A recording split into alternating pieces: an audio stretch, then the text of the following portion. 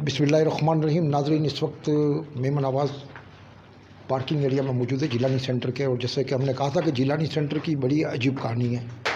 2004 में जब यहाँ की कमेटी का जो चार्ज बिल्डर ने छोड़ा तो इसको रजिस्टर्ड हमने करवाया।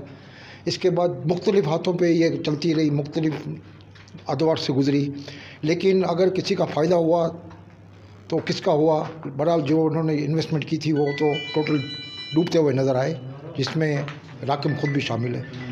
बहरहाल 10 अगस्त को जब मार्केट ओपन हुई, जब लॉकडाउन के बाद, तो ये देखा तो मेमन आवाज़ के ऑफिस का लाइट जो है बंद था। तो हमने समझा शायद हस्बे दस्तूर कमेटी वालों ने मेंटेनेंस ना देने पर क्योंकि ये बंद कर दिया होगा। लेकिन मामला ये था कि के इलेक्ट्रिक के जो हमारे जो करम फरमा थे वो आए थे मीटर की शिफ्टिंग के लिए, बिल्डिंग के मीटर को अलग करने के लिए। तो जिसमें हमारा मीटर भी जो था वो भी यहाँ से उधर शिफ्ट हो गया। और आज 30 अगस्त को ये कार्रवाई हो रही है कि ये के इलेक्ट्रिक का जो मेहरबान आए हुए हैं, इनके हम शुक्रगुजार हैं कि 30 अगस्त तक ये हमारे ये मीटर लग रहा है। तो अब सवाल ये मेरे पैदा होता है कि ये जो 20-22 दिन हमने सफ़र किया उसका आखिर ज़िम्मेदार कौन है, पहली बात।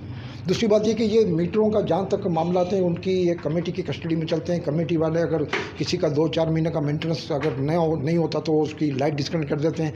बीच में इन्होंने ये जो वायरिंग जो की, इनके भी 2500 रुपये लोगों से वसूल किए और जिन्होंने नहीं दिए उसकी लाइटें ऑफ कर दी गई। तो कंट्रोल जब उनका है तो ये मीटर यहाँ से गायब अगर होता है या मीटर किसी और जगह से गलती से चला जाता है तो जो सारिफ जो सफ़र करता है, सारिफ को जो नुकसान होता है, हमारा सवाल ये है कि इसकी ज़िम्मेदारी किसकी है। तो हम ये के इलेक्ट्रिक के जो लोग आए हुए हैं इनका हम शुक्रगुजार हैं कि उन्होंने आज 30 तारीख को ये हमारी दाद रसी की और ये मीटर लगा रहे हैं।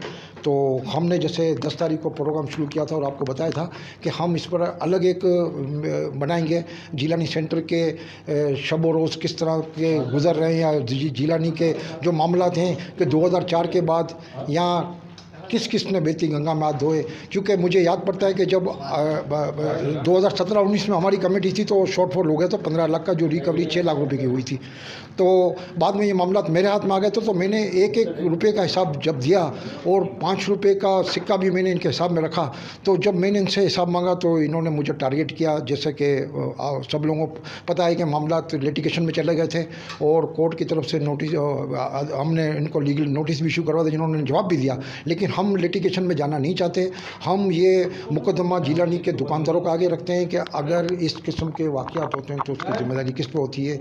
20-22 दिन के बाद या किसी को जानबूझकर टारगेट किया जाता है क्योंकि मेंटेनेंस ना देने पर, या कोई भी मामला होते हैं कि यहाँ लेन जो लगाई जाती है या जो तार जो बदले जाते हैं तो उस पर आप लोगों से जो पैसों की डिमांड करते हैं तो उनका हिसाब किताब क्या होता है, कैसे होता है, वो आज तक समझ में नहीं आया। हमारे दौर में हमने हर महीने उसका लगाया हिसाब कि हर मंथ लगाते थे, लेकिन उसको फाड़ दिया जाता था। लेकिन अब कोई इनसे हिसाब पूछता है तो ये उसको टारगेट करते हैं। तो ये फैसला अब जिलानी वालों को करना है कि क्या सही है क्या गलत है। हम इंशाल्लाह जो हक बात होगी उस पर डटे भी रहेंगे और उस पर कायम भी रहेंगे। अल्लाह हाफ़िज़।